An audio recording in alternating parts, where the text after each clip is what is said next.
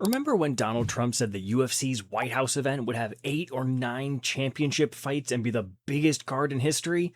Yeah, well, the card that's actually being talked about right now looks a lot less like the greatest fight night ever and a lot more like a pretty normal Saturday for the UFC.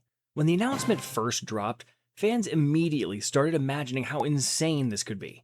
A UFC event at the White House to celebrate America's 250th anniversary. Trump promised legendary matchups, championship fights everywhere, basically a once in a lifetime spectacle. And of course, the UFC's boss, Dana White, doubled down on the hype, calling it the baddest card of all time. And that's exactly why fans started building dream cards in their heads. If you're going to stage an event at the White House, you're not putting on a regular fight night. You're stacking it with the biggest names in the sport. So, before we even look at what the UFC actually gave us, we need to talk about the card everyone expected. Because the version fans imagined, that one would have been absolutely ridiculous. If you're putting a UFC event at the White House, people are expecting something that looks like the Avengers of MMA. Right at the top, the dream event, Islam Makhachev and Ilia Topuria for the lightweight title. And that fight actually makes a lot of sense. Makhachev dominated the lightweight division for years, and now he's the welterweight champion. So a fight with Topuria would have been one of those rare pound-for-pound matchups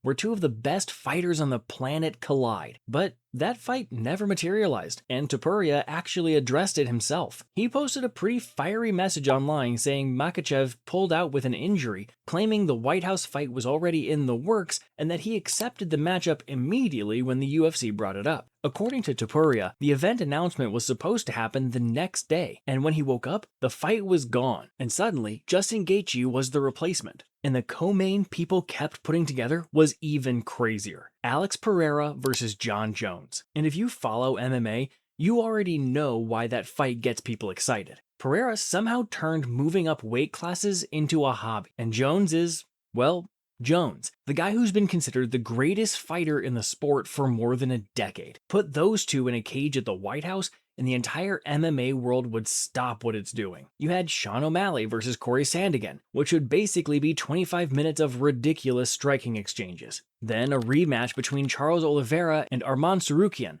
a fight hardcore fans have been asking for ever since their first one turned into an absolute war. And then more chaos fights like Diego Lopez versus Yair Rodriguez, which, let's be honest, probably wouldn't even make it to the judges. Look at that lineup for a second. Champions, former champions, contenders, fan favorites.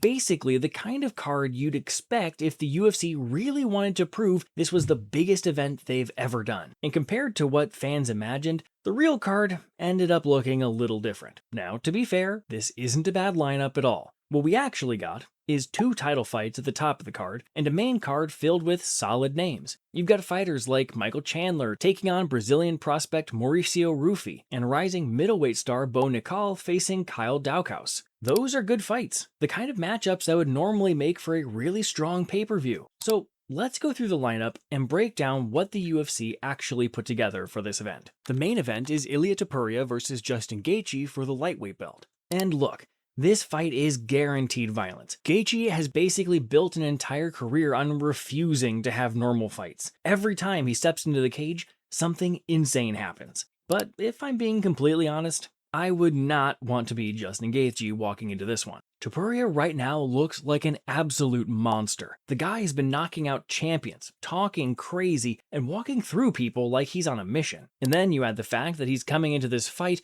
after the whole split with his wife, which, historically speaking, is not exactly the moment you want to be standing across from someone in a cage. So yeah, Gaethje is always dangerous. One clean punch and the whole fight changes. That's why people love watching him. But let's be real here.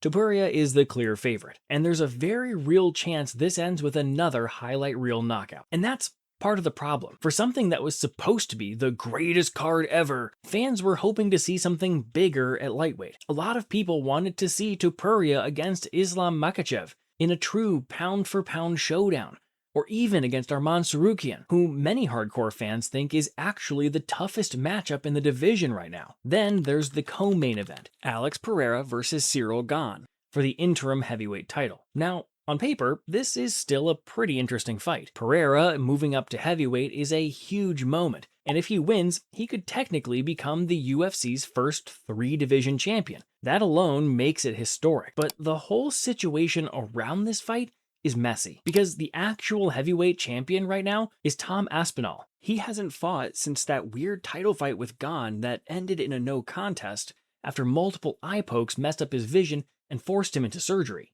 So Aspinall is out recovering, and instead of waiting for the champion to come back, the UFC books Gane, the same guy from that fight, in an interim title bout. And that's where some fans started asking questions. Is that fair? The champion is injured because of an eye poke incident, and now the guy involved in that fight gets another shot at the belt while the real champ is still recovering? On top of that, people immediately started pointing out the other obvious fight that could have happened: Pereira versus John Jones. Jones himself even hinted he was negotiating for the event before Dana White publicly dismissed that idea. So instead of a once-in-a-generation super fight, we get Pereira versus Gane for an interim belt, which is still a fun, stylistic matchup, but probably not the mega fight people imagined when they heard White House card. Then there's Sean O'Malley versus Ayman Zahabi. O'Malley absolutely belongs on a card like this. He's one of the biggest stars in the UFC, but the matchup itself raised some eyebrows. Most fans expected him to face Corey Sandhagen in a high-level striker versus striker fight that actually impacts the bantamweight title picture. Instead,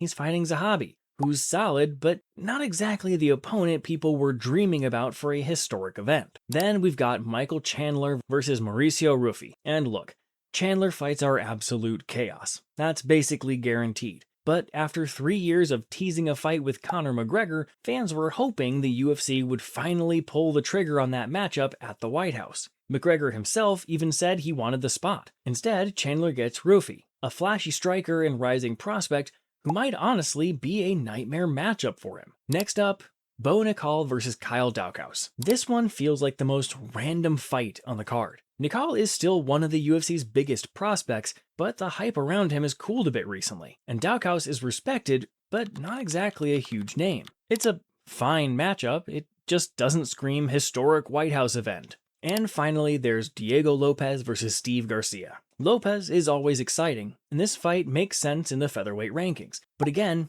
if this is supposed to be the biggest UFC card ever, Lopez versus Garcia doesn't exactly make people jump out of their seats. And that's really the story of the whole card. If this lineup happened at a normal pay-per-view, most fans would probably say it's a pretty solid event, maybe even a great one. But when you promise the greatest fight card ever assembled, especially for something as unique as a White House event, people expect something ridiculous. Instead, what they got feels more like a good card with a lot of obvious missed opportunities. Even former UFC superstar Ronda Rousey, who used to be incredibly loyal to the promotion, didn't hold back, saying the White House card sucks. And honestly, the reaction that probably summed it up best came from former UFC fighter Tom Lawler. He saw the lineup and simply tweeted, "LOL, that's it?" And that one sentence kind of captures the entire problem. And that's the frustrating part. The UFC can still put together incredible cards when it wants to.